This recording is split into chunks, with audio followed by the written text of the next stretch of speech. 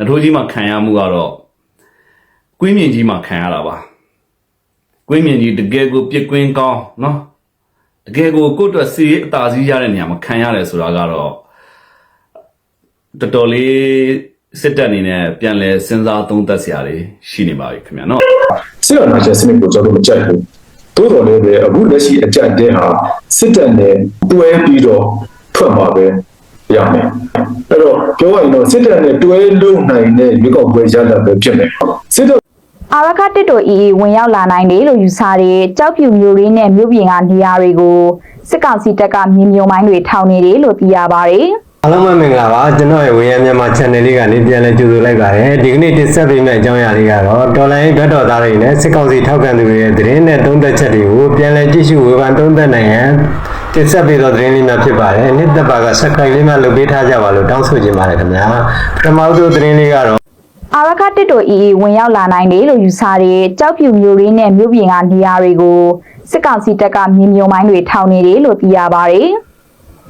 ကြောက်ဖြူမျိုးရင်းမြို့ပြင်ကမြေရှောင်းကန်းဆက်နေရာတွေဒီဝင်းကိုဝင်ရောက်လာနိုင်တဲ့နေရာတွေမှာမက်ရှလာ9ရက်နေ့ကနေစပြီးတော့စစ်ကောင်စီတပ်ကမြေမြုံမိုင်းတွေကိုအဓိကထားပြီးထောင်နေတာလို့ကြောက်ဖြူဒေသခံမျိုးသားတယောက်ကနရင်းစရာကိုပြောပါတယ်မြို့ကိုခန်းစီအတွက်မိုင်းတွေကိုအဓိကထားပြီးထောင်နေတာဖြစ်ပြီးငလပွေစိတ်ကန်းကနေလေစိတ်တယောက်အထိနေရာတွေကိုမိုင်းထောင်ထားလို့ပေါ်လာခွင့်ပိတ်ထားတယ်လို့သူကဆက်ပြောပါတယ်ဒါအပြင်ကြောက်ဖြူလီရင်ကွင်းမှာလေဒရုန်းအစ်စ်တွေစမ်းသက်လွတ်တင်မှုတွေပြုလုပ်နေတယ်လို့စီရီသတင်းမြေတယောက်ကနရင်းစရာကိုပြောပါတယ်ဒါပေမဲ့ကြောက်ဖြူလီရင်ကွင်းကိုတော့ပိတ်ထားတာမရှိသလိုလေကြောင်းလိုင်းတွေကိုလေပုံမှန်အတိုင်းပြေးဆွေးနေတယ်လို့သိရပါတယ်နောက်ထပ်ဗီဒီယိုလေးကတော့ဥက္ကိုကိုကြီးကနေပြီးတော့နော်စစ်အာဏာသိမ်းမှုကိုစစ်ကောင်စီကဘာကြောင့်လုပ်ခဲ့ရတယ်လဲဆိုတာနဲ့နော်စစ်ကောင်စီကရွေးကောက်ပွဲကိုဘာကြောင့်လုပ်ဖို့စီစဉ်လဲဆိုတာနဲ့ပတ်သက်ပြီးတော့မင်းများဖြေဆိုထားတဲ့အကြောင်းလေးကိုနားထောင်အောင်ဖြစ်ပါတယ်နော်ဒီအာဏာသိမ်းမှုဖြစ်စဉ်နဲ့ပတ်သက်ပြီးခုလိုဆွေးနွေးချက်တွေပေါ်မှာဥပ္ပိုလ်ကြီးနဲ့ဘယ်လိုသဘောထားမျိုးတွေးလို့လဲဗျကျွန်တော်တို့ကဒီတမတော်ကနိုင်ငံတော်အာဏာကိုရယူမဲ့ကိစ္စမျိုးအခြေအနေမျိုးမရောက်အောင်ဆွေးနွေးဖြေရှင်းကြဖို့ဆိုတာကိုအဲဒီကာလတုန်းကကျွန်တော်တို့တိုက်တွန်းပြောဆိုတာရှိပါတယ်။ဟိုတကယ်ကတော့အာဏာမရစေခြင်းဘူးအနိုင်မရစေခြင်းဘူးဆိုရင်2015 NLD အနိုင်ရတဲ့အချိန်ကတည်းကဒီပြဿနာမျိုးပေါ်လာမှာပေါ့။အဲ့တော့တကယ်ကတော့နိုင်ငံရေးရညှိနှိုင်းဆွေးနွေးနိုင်မှုဖြေရှင်းနိုင်မှုမရှိလို့ဒီလိုအခြေအနေစိုးတွေနဲ့ရင်ဆိုင်ရတယ်လို့ပဲကျွန်တော်ကတော့မြင်တယ်။အဲ့တော့ဒီနေရာမှာကျွန်တော်တို့ခုသွားပြီးတော့တတိယတာကတော့ဒါပါတီတစ်ခုမှာဘိုးလုံးမှုဆောင်ကော်မတီဆိုတာပထမတန်းအဆင့်ကောင်းဆောင်ပေါ့ထိတ်ဆုံးမှာဥဆောင်တဲ့သူတွေအဲ့ဒီအဆင့်မှာတောင်မှဒါမကြသေးခင်ကဒီပတ်ထွက်သွားတဲ့ဘိုးလုံးမှုဆောင်ကော်မတီဝင်ဦးဟန်တာမြင့်ရဲ့စာတမ်းမှာကျွန်တော်သတိထားမိတာတစ်ခုရှိအာနာသိမ့်မယ်လို့မထင်မိဘူးပေါ့အဲ့တော့ဆိုလိုတာကအာနာမသိမ့်ရဲတော့ဘူးထင်လို့ဒီကိစ္စကိုမဖြေရှင်းဘူးကွာဘာလုပ်ချင်တယ်လဲလို့ကိုစိန်ခေါ်တဲ့သဘောမျိုးတွေဖြစ်သွားတယ်လို့ကျွန်တော်ကတော့မြင်တယ်။အဲ့တော့ဒီမတိုင်ခင်မှာဆွေးနွေးဖို့အတွက်ဖြည့်ရှင်းဖို့အတွက်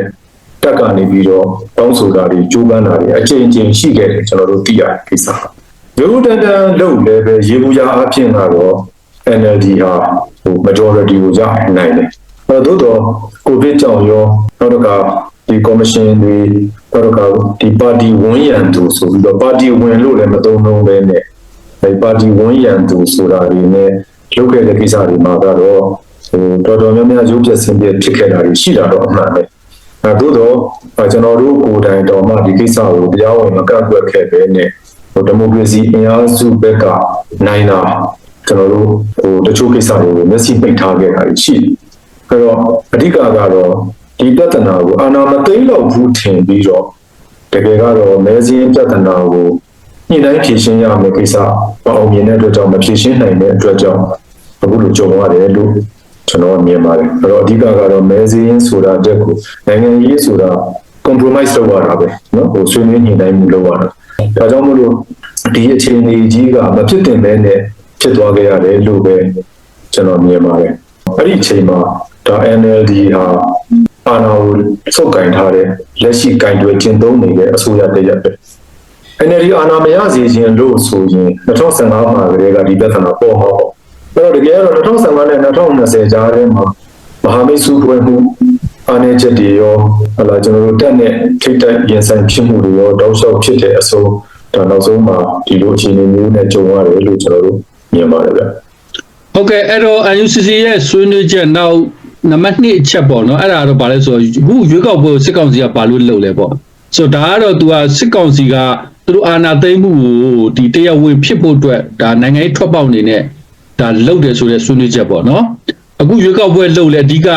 ပြည်ခံမျိုးပါတီဟို2010လို့ပေါ့နော်သူတို့အင်အားစုတွေပဲအသာရဖို့အာဏာရဖို့ပဲလှုံ့ဆော်မှာဖြစ်တယ်ဆိုတော့ဒီနှစ်ချက်ကိုလည်းရွေးကောက်ပွဲဘာလို့လုပ်လဲဆိုတဲ့အနေအထားမှာအဲ့လိုဆွေးနွေးတာတွေ့ရပါတယ်အဲ့ဒီပေါ်ရောဘယ်လိုမျိုးသဘောထားပေးခြင်းလဲဗျ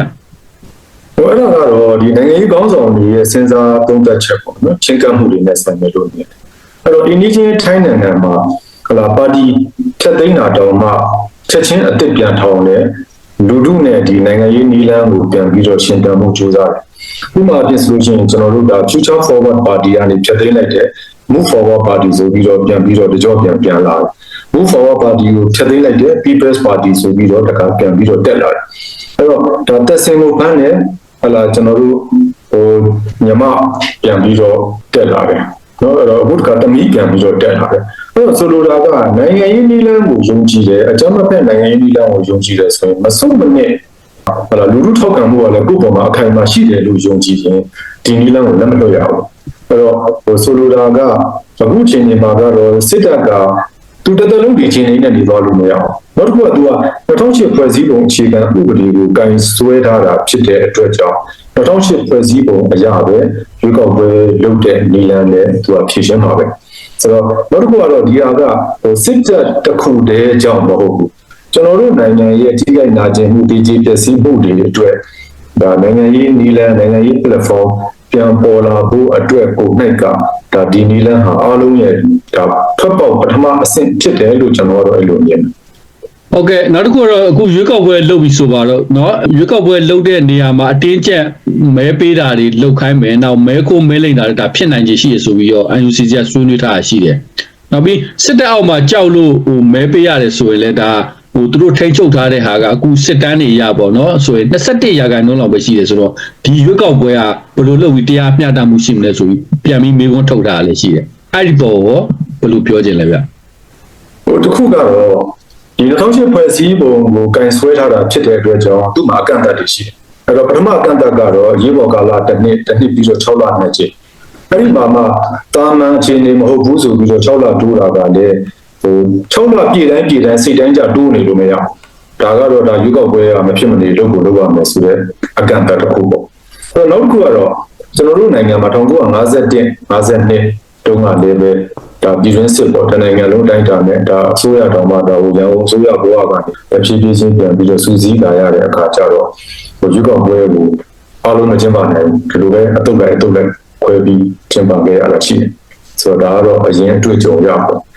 ့ဟိုတခုတော့ရှိတယ်ကိန်းဂဏန်းတွေရပြောရလို့ရှင်တော့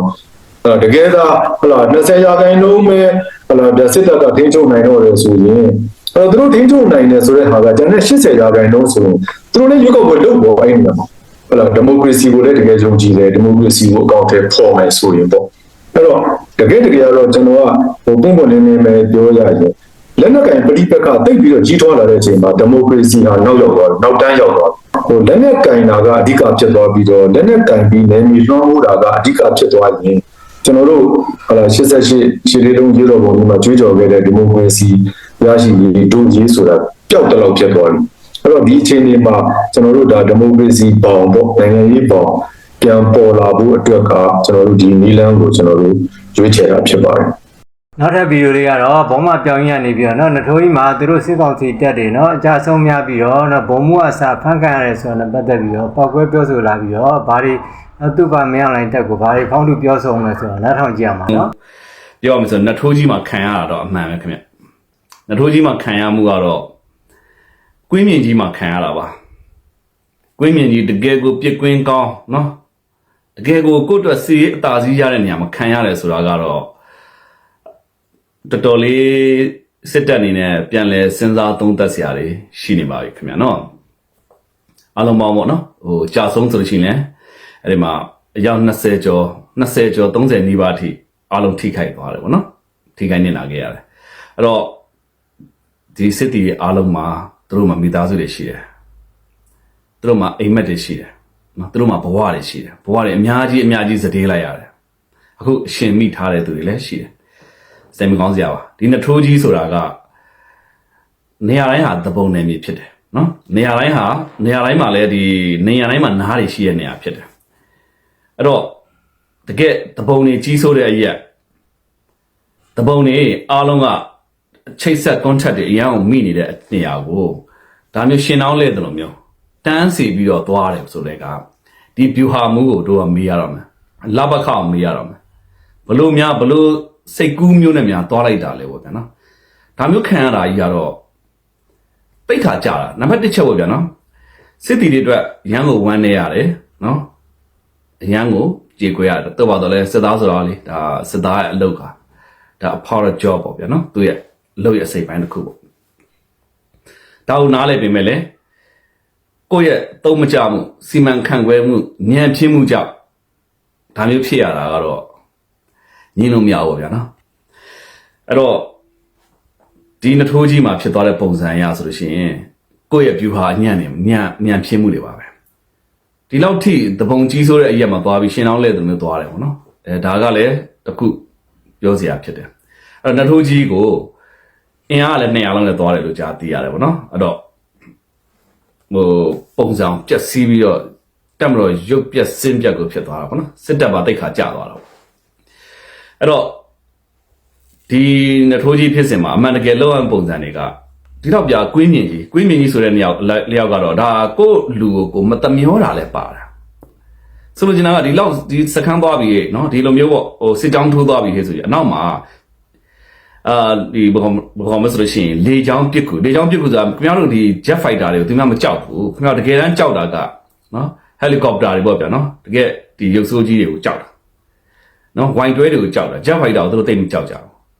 အဲ့တော့ဘလို့မှခံရစရာမဟုတ်တဲ့နေရာဘလို့မှမဖြစ်တဲ့နေရာမှာခံလိုက်ရတယ်ဆိုတာကတော့ခင်ဗျားတို့ရဲ့ဉာဏ်ဖြစ်မှုပါပဲခင်ဗျားတို့ဉာဏ်ဖြစ်သလိုတက်မတော်တိတ်ခါကြတယ်တက်မတော်အားပေးထောက်ခံတဲ့သူတွေ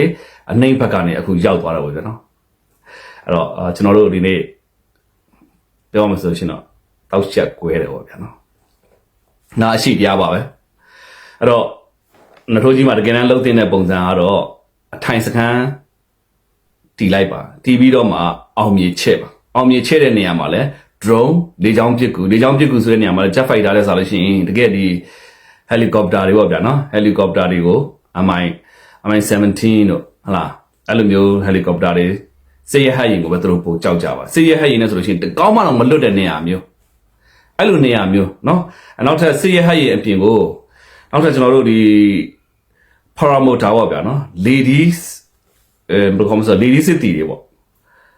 စက်တက် ladies တွေဆိုလို့ရှိရင်တိတ်ကောင်းမှမလွတ်တဲ့နေရာမျိုးမှာခံရတယ်ဆိုတဲ့ခါကျတော့စဉ်းစားကြည့်ပေါ့ဗျာเนาะကိုစစ်တီကိုနံပါတ်1ချက်မသမျောခြင်းနံပါတ်2ချက် view ဟာမှုအနေနဲ့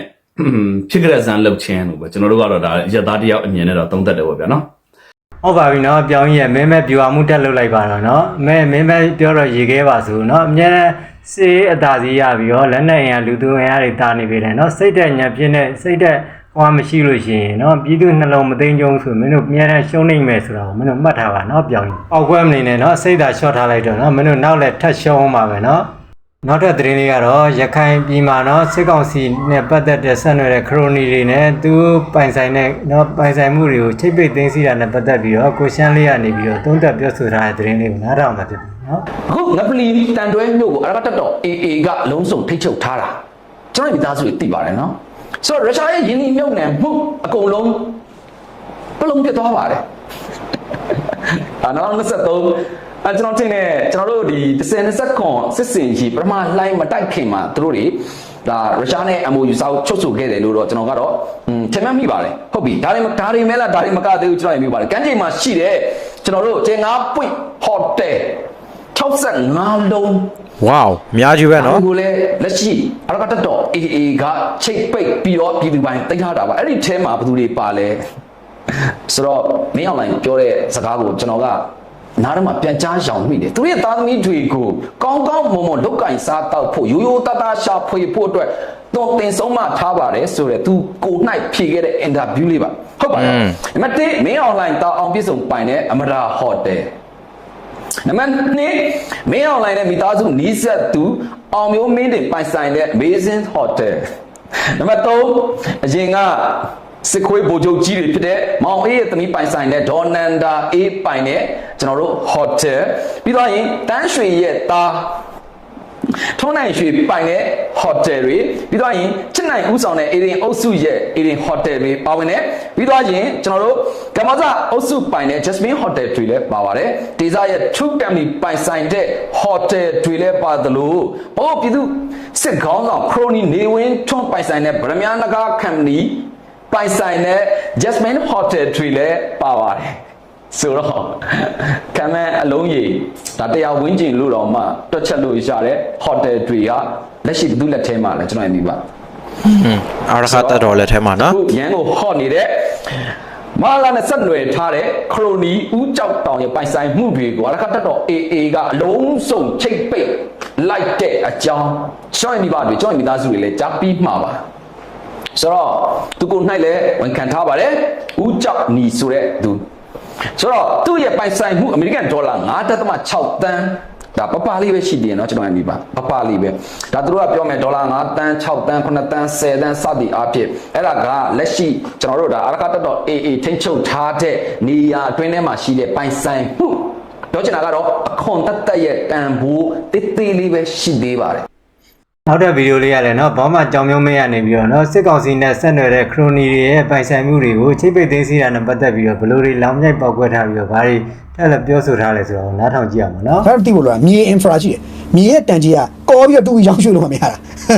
အစာဥသိအစာဥကသူရောင်းပလိုက်လေအေးအစာဥရောင်းပလိုက်လေနောင်တင်ငိန်သောကာလတစ်ခုတရားဥပဒေစိုးမိုးရေးပြန်ပြီးသွားပြီလက်ခါကျရင်ဝဲတဲ့ကောင်ပိုင်ပေါ်မိမှာဘာမှလုံးမရဘူးဘာလို့ဂရအမီပေါက်ထားပြီးမြေအမီပေါက်ထားဒီအမီပေါက်ထားတဲ့ဟာကြီးကိုတယောက်ကအေးအမိန်နဲ့အေးလက်မကြောင့်ဝဲပါတယ်ဆိုရင်လည်းဝဲတဲ့ကောင်ဒုက္ခရောက်မှာထောင်ထဲရောက်မှာတင်ငိန်တဲ့ကာလထောင်ထဲရောက်မှာဘယ်လိုထောင်ထဲရောက်မှာလဲကျောက်တွေနဲ့ရုပ်ောက်ပေါ်ပေါ်လို့လွတ်တော်တွေပေါ်လာပြီးပြည်နယ်မှာအစိုးရအသစ်တွေပေါ်လာပြီးတော့စနစ်ကြအုပ်ချုပ်ရေးတွေပြန်လဲတိဆောက်ပြီးလဲဆိုတော့အဲ့တိုင်းအဲ့ဝဲထားတဲ့ကောင်ထောင်ထဲရောက်မှာအဲ့တော့ तू ကမသိသူတို့ကပြန်သိမ်းမယ်ဆိုတဲ့ပုံစံမျိုးနဲ့နော်အဲ့အဲ့တန်တွဲတို့ငပလီတို့မှာတကယ်နာမည်ကြီးသေးကြီးတွေဟိုဟိုတယ်ကြီးရှိတာဗျအကောင်းစားတွေရှိတယ်လေတကယ်အကောင်းစားဟိုတယ်ကြီးတွေငါတို့လည်းသိတယ်အဲ့ငပလီမှာရှိတဲ့ဟိုတယ်အကောင်းစားကျွန်တော်တို့ကျော်တယ်အကောင်းစားတွေတကယ်နာမည်ကြီးတွေပါအဲ့ဟိုတယ်ကြီးအကောလုံးအေးက तू ချိတ်ပိတ်တယ် तू သိမ့်နေတယ်ဆိုတော့သိမ့်နေဆိုတော့ဒီဘက်ကမြန်မာပြည်ကပြည်မရောက်နေတဲ့အဲ့ပိုင်ရှော်တဲ့ပိုင်ရှင်တထေးတွေကငုံနေတယ်လို့ထင်လို့လား